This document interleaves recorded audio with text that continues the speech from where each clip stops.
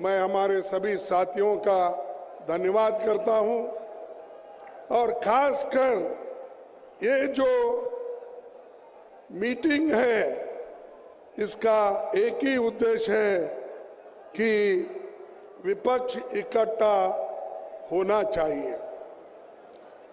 इसीलिए इस सभा में उपस्थित हमारे नेता श्रीमती सोनिया गांधी जी, श्री राहुल गांधी जी, शरद पवार जी, भगवंत मान जी, चंपई सोरेन जी, अखिलेश यादव जी, तेजस्वी यादव जी, सीताराम येचुरी जी, फारूक अब्दुल्ला जी, डॉक्टर राजा जी, दीपंकर भट्टाचार्य जी, महबूबा मुफ्ती जी, डेरिक ओबराय जी, कल्पना सुरेन जी, तिरुचि शिवाजी, सुनीता केजरीवाल जी, देवराज जी,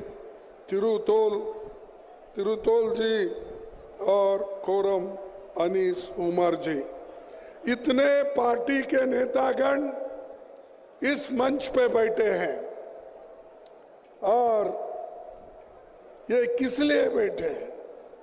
कि इस देश को बचाने के लिए, इस देश में एकता रखने के लिए, इस देश के डेमोक्रेसी को बचाने के लिए और इस देश के संविधान को बचाने के लिए ये लोग सारे इकट्ठे हो गए। मोदी तो डेमोक्रेसी नहीं चाहते, वो हमेशा तानाशाही के विचारधारा वाले हैं। मुझे परसों वो मिले थे, कल मिले थे राष्ट्रपति भवन पे। वहां पर शाह थे, नड्डा थे और मोदी जी भी थे और दूसरे नेता लोग भी थे। तो मुझे नड्डा जी ने पूछा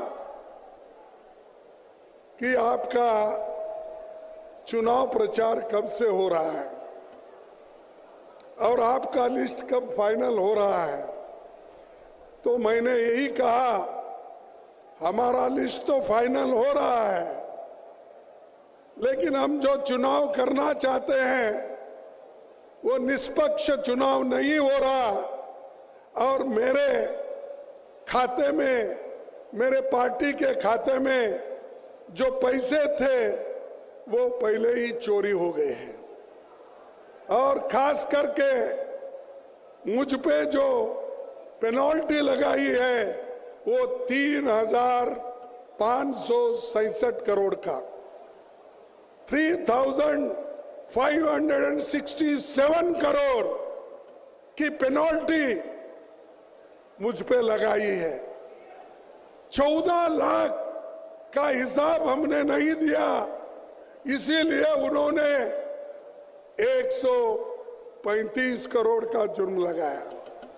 ऐसा इंटरेस्ट पे इंटरेस्ट करके आज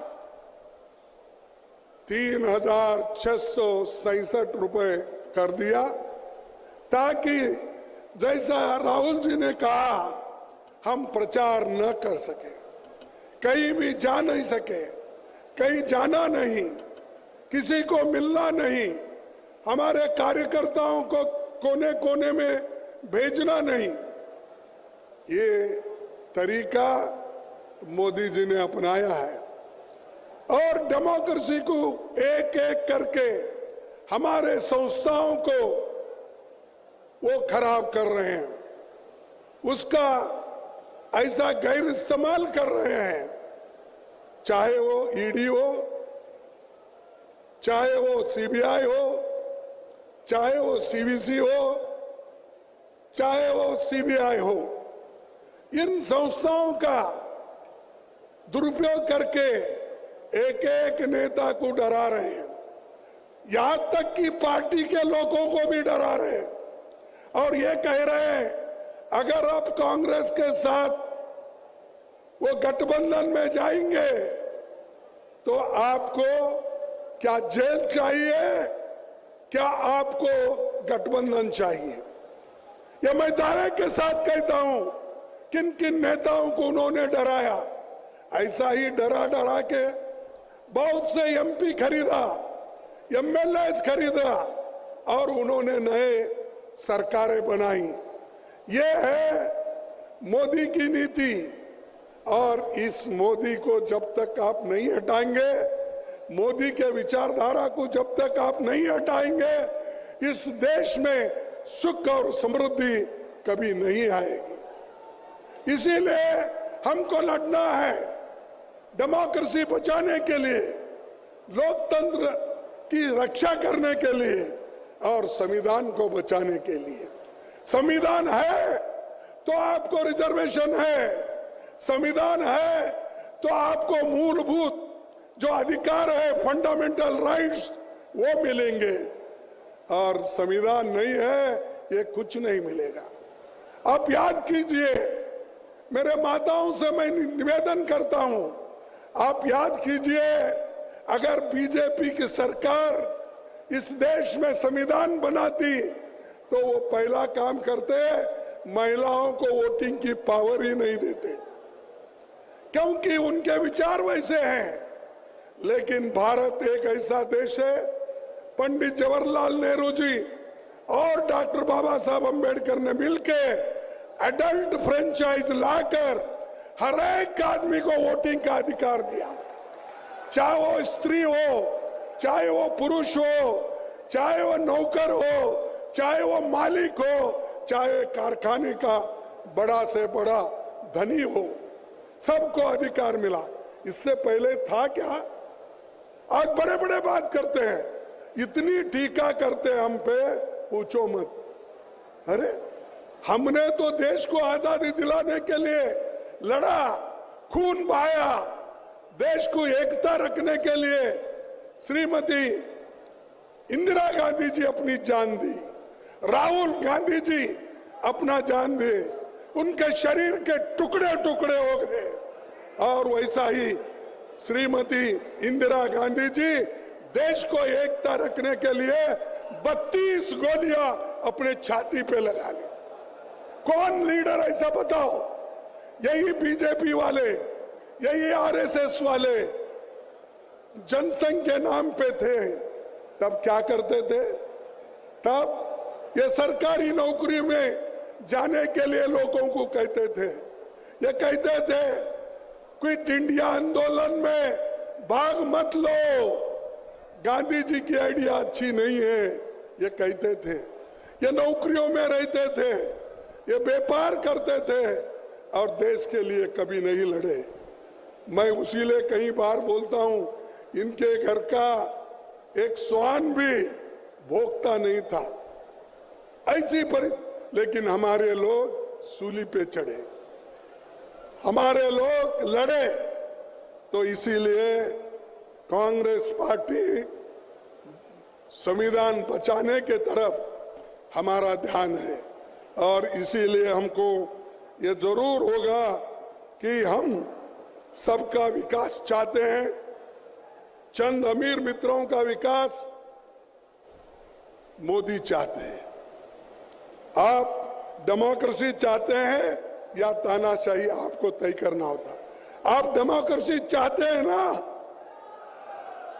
अरे लोकतंत्र चाहते हैं या नहीं? जो लोकतंत्र चाहते हैं वो हाथ उठाइए दोनों, और जो तानाशाही का समर्थन करते हैं उनको इस देश से निकाल के फेंकना पड़ेगा। ये लोग आज ये तो देखिए, ये बीजेपी खास करके ये एक पॉइजन के जैसा है, आरएसएस ये पॉइजन के जैसा है। अगर आप चाहते हैं चलो भाई इसको भी हम देख लेंगे थोड़ा चाट के, क्या बोलते हैं आपके इसमें मुझे मालूम नहीं, चाट के, तो चाट के अगर विष को देखेंगे तो भी मरेंगे, विष पिएंगे तो भी मरेंगे। तो वैसा चाट के एक बार देखने के लिए मत जाओ, और एक बार देखे हैं तो मोदी देश को खराब करता है। युवाओं को कोई नौकरी नहीं है, महंगाई बढ़ रही है। इसीलिए मैं एक बात आपके सामने रखना चाहता हूं, और इसमें तो मशहूर हमारे जो पंजाब के चीफ मिनिस्टर गए शायद यहां से, ये वक्त नहीं, ये वक्त नहीं, एक मुकदमा है। ये वक्त नहीं, एक मुकदमा है। या तो गवाही दो या गूंगे हो जाओ, या गवाही दे दो या गूंगे हो जाओ हमेशा हमेशा के लिए। ये उनका कहना है, या हमारे पास आओ गवाही दो या नहीं तो गूंगे हो जाओ।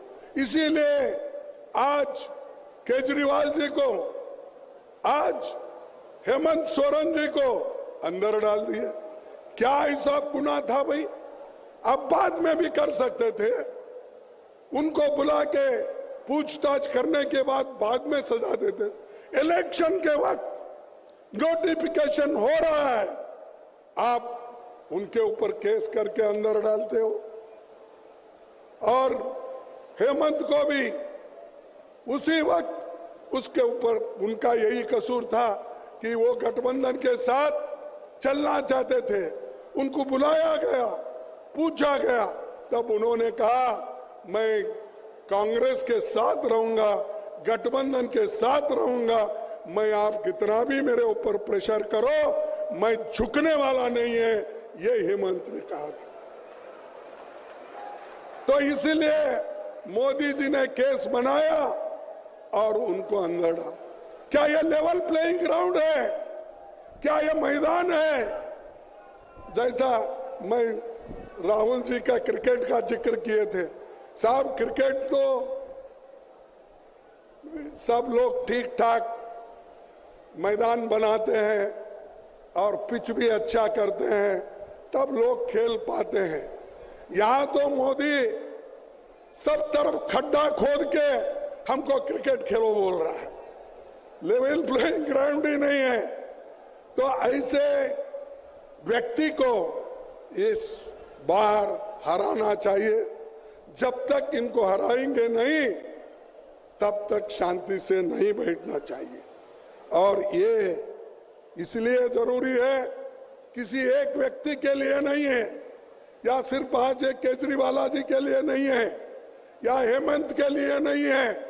ये 140 करोड़ जनता की रक्षा के लिए हम कर रहे हैं।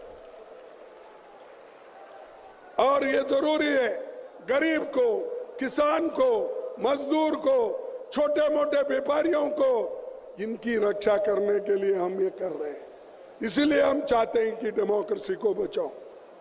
ये 224 की चुनाव होगी युवाओं के रोजगार के लिए, ये चुनाव होगी बढ़ती महंगाई के मुद्दे पर, ये चुनाव होगी किसानों के एमएसपी गारंटी पर, ये चुनाव होगी लोगों की हिस्सेदारी।